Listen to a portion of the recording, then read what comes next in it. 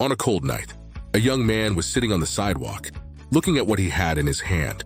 He owned almost nothing, only 2 small coins. They were barely enough to buy a piece of bread. No one knew his name, and no one cared.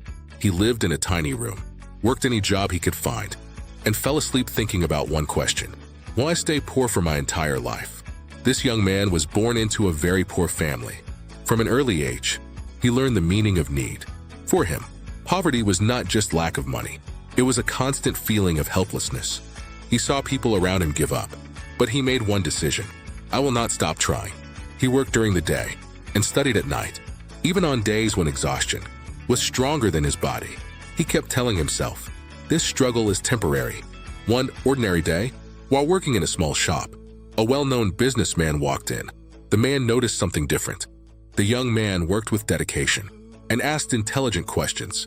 Before leaving, he said one sentence: come to my office tomorrow.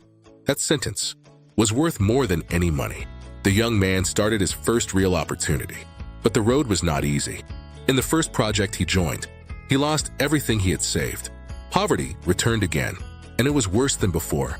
That night, he sat alone and was close to giving up, but he told himself, failure is not the end. He began to read every day, to learn how successful people think. He no longer worked only for money, but to build something meaningful. He started a very small project, from a narrow room, with limited resources, but the idea was different. Years of hard work and patience passed. Then the real change happened. The small project turned into a company, then into multiple companies.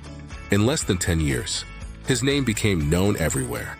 The same young man, who could not afford bread, became one of the richest people in his field.